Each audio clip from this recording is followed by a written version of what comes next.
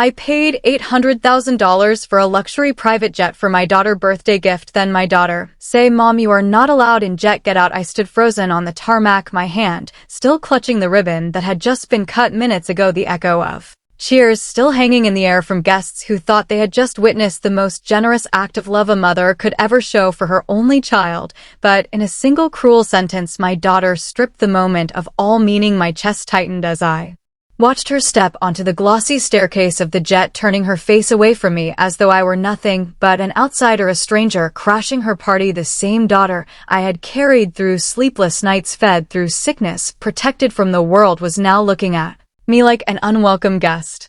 The jet glistened under the afternoon sun, every surface polished to perfection, its fuselage catching the golden light like a jewel. Photographers had snapped their shots, guests had gasped in envy, and the birthday crowd had murmured about how lucky Brielle was to have a mother like me. I had worked 3 decades to build this life, to stand here today and give her something few in the world could dream of. My fingers still tingled from signing the final wire transfer, $800,000 fortune, a sacrifice, a statement of love. Yet the words she had thrown at me were louder than the roar of the engines. "Mom, you are not allowed in this jet. Get out." I wanted to scream, to demand an explanation, but my throat closed around the rising storm. Instead, I stood still, replaying the years that had led to this day. I remembered when she was 10 years old, begging me for piano lessons, saying she wanted to play like the girl she saw on TV. I stretched my budget, cut corners on groceries, and drove her to practice twice a week. I remembered her high school years, when I worked double shifts to afford the trips abroad she insisted would make her more cultured. She had told me once in a rare quiet moment, "Mom, one day I will make you proud." Those words had carried me through every sacrifice I made, but standing here now, watching her glide into the jet as though she had earned it on her own, I wondered if those words had ever been true. Guests whispered around me, their smiles faltering at the tension in the air. I caught the look of Ava, my daughter's best friend, her lips curling into a smirk, as though she knew something I did not. It was Ava who had been whispering in Brielle's ear for months, convincing her she deserved more freedom, more status, more control. Perhaps Ava was the one who planted this cruelty in her heart, but the truth was my daughter had made the choice to humiliate me, and no outside influence could excuse that. I forced myself to walk toward the hangar, the sound of my heels sharp against the concrete. I would not let them see me break. Not here, not now. The pilot glanced at me with confusion, waiting for instruction, but Brielle waved her manicured hand, dismissing me as though she were already the owner, not the girl who had received everything as a gift. I kept walking, my spine stiff, my heart in pieces. The air tasted of kerosene and betrayal, a mixture that burned on its way down. That night I sat alone in my study, the glass of wine in front of me untouched. The house felt cavernous, every corner echoing with silence. I stared at the framed photos on the wall, Brielle in her graduation gown, Brielle in Paris, Brielle blowing out candles year after year with me beside her, always smiling, always giving. The weight of the betrayal pressed down heavier than any financial loss. Money I could earn again, reputation I could rebuild, but this wound cut deeper because it came from my own flesh and blood. The following morning the news had already spread. Guests who had attended the party were posting filtered pictures of the jet with captions about luxury and privilege, not knowing what had truly unfolded inside that glittering shell. But whispers had begun to circulate as well, whispers that I had been barred from the very gift I had given. My phone buzzed endlessly with half-concerned, half-curious messages. "Are you okay? What happened? Why did she say that?" I ignored them all. The humiliation was not theirs to dissect.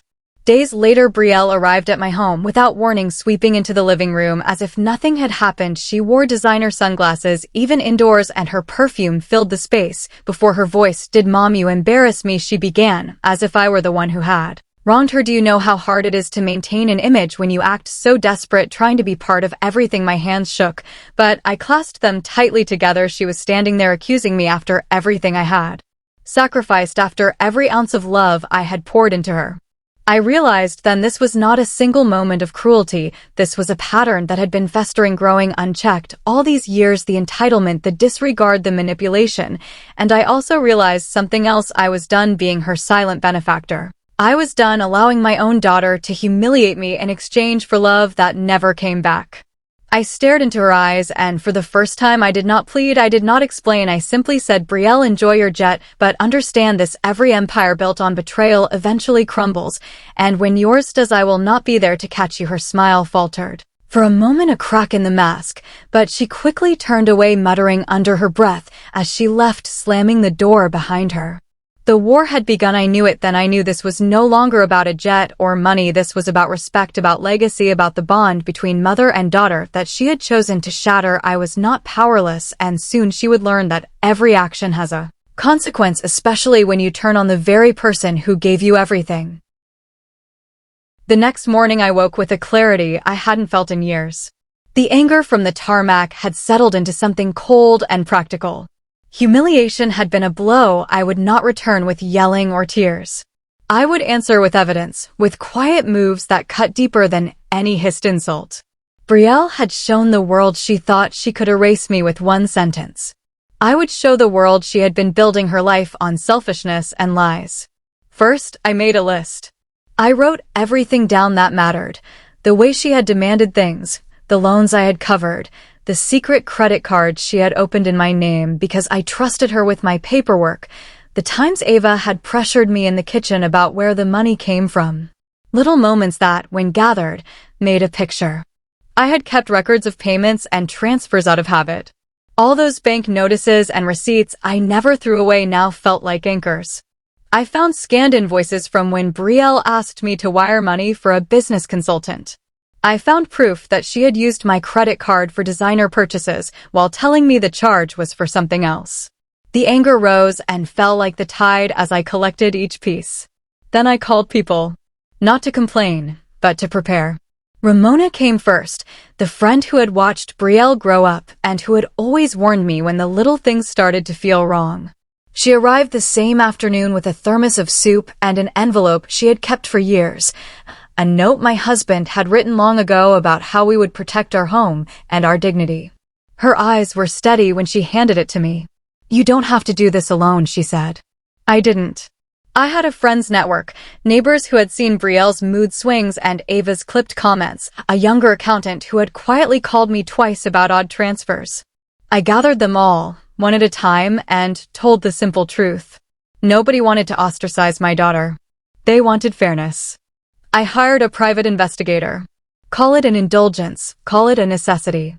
He came recommended and sensible, a man named Mark who smelled faintly of coffee and paperwork. He listened without flinching as I explained what I suspected: forged signatures, unauthorized lines of credit, money moving in directions that did not make sense. He promised discretion and a timeline. 2 days later, he sent me a folder thicker than any I'd handled in years. There were screenshots of conversations between Brielle and Ava planning how to stage the jet reveal, messages where Ava joked that Mom would never notice the extra payments. There were bank statements showing transfers to accounts with names I didn't recognize. There were copies of documents where my name was scrawled beside numbers I had never authorized. Each sheet felt like a small hammer hitting the nail that finally let the truth be seen. I could have called the police then and there. Forgery is a crime. Hiding funds is a crime. But I knew how complicated family investigations could be. I wanted something else first. I wanted the truth to land where it would hurt most, in front of people who would have to witness it, in front of the friends and colleagues Brielle and Ava used for status. I wanted exposure because sometimes exposure is the only thing that sharpens conscience into clarity. We set a date. Not a festival or a wedding where emotions ran high, but a dinner at the same private club where their friends celebrated successes. I called people who owed me nothing and asked them to come for coffee instead of tea. I told them only that I had something important to share.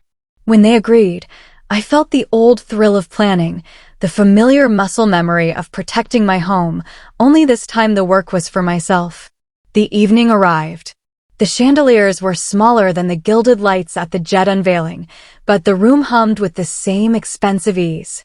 People sat with polite smiles, sipping, talking about stocks and property and how lucky Brielle had been to score a mother who could give so much. I kept my hands folded and told myself to speak slowly. My lawyer sat beside me, a quiet presence. Ramona sat on my other side, a steadying weight.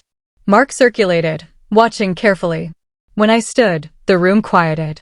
You could feel a shift as people registered that I was not the brittle, embarrassed woman the tarmac story might have painted. I began simply. I bought a plane for my daughter, I said, because I loved her and wanted her to have an experience I never had.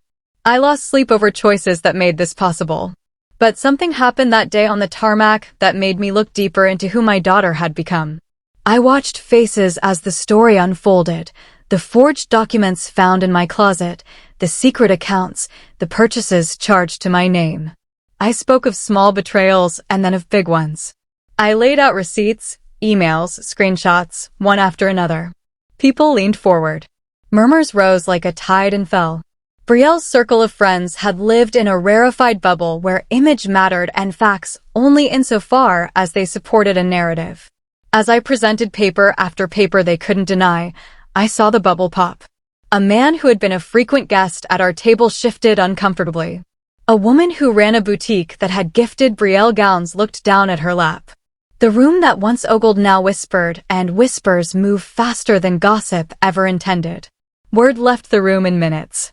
Someone recorded a portion of my presentation, and within an hour a clip had made the rounds, whispered over cocktails, texted into group chats, then posted. Social media did what it always does. It amplified. Comments landed like hailstones. Many were cruel, as social media will be, but many were not. Many people were outraged on my behalf, and some reached out with stories of their own manipulations. For every snide remark there were 3 messages that said, in essence, how dare someone treat their mother like that?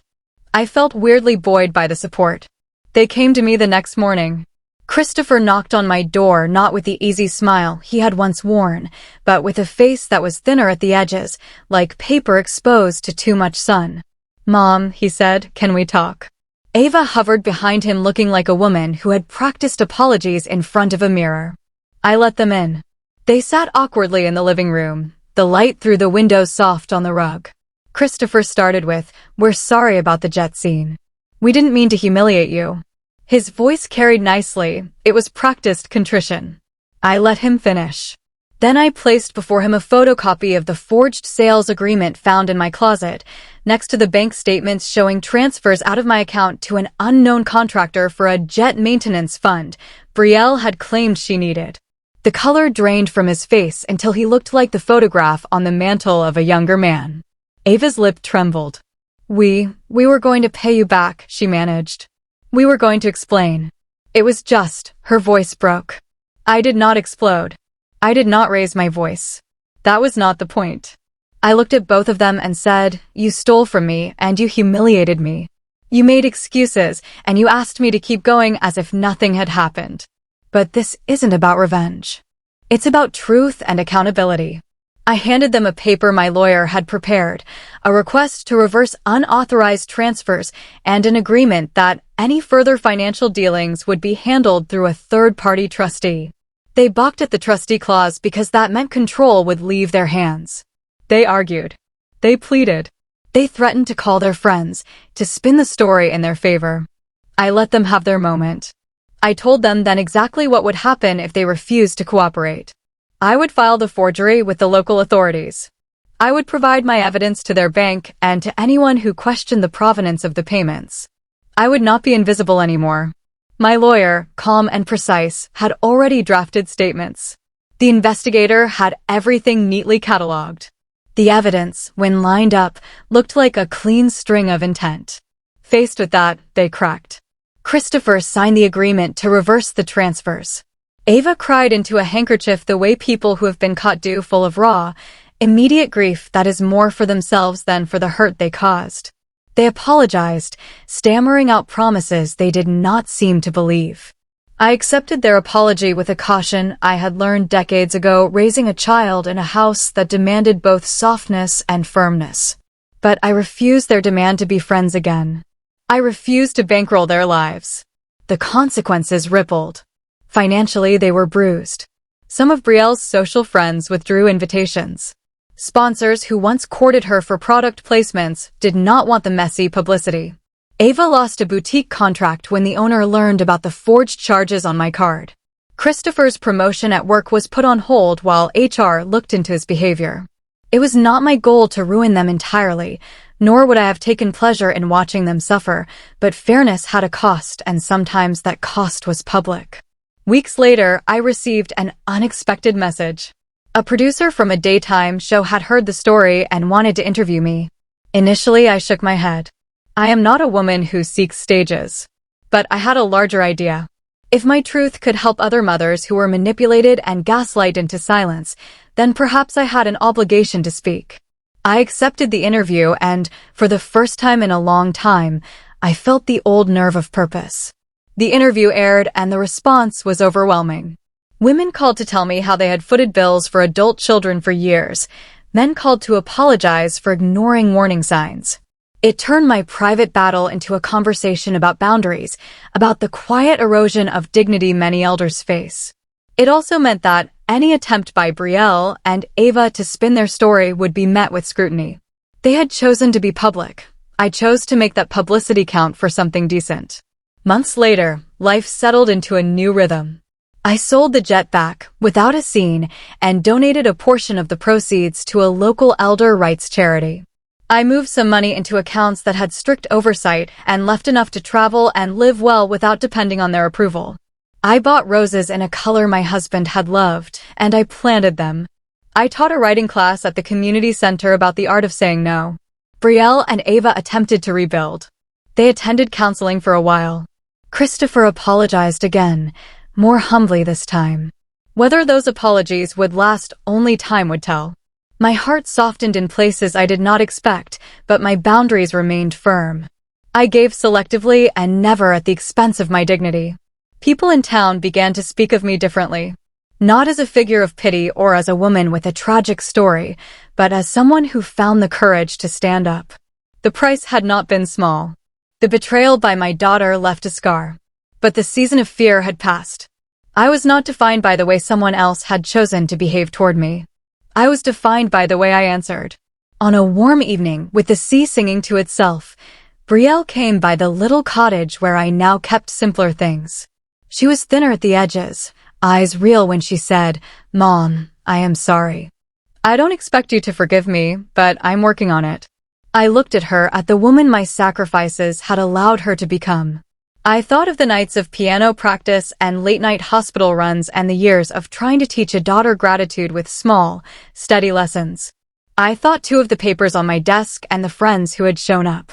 I took a breath. "I don't know what the future holds," I told her. "You hurt me and you hurt yourself. Change takes more than a few words.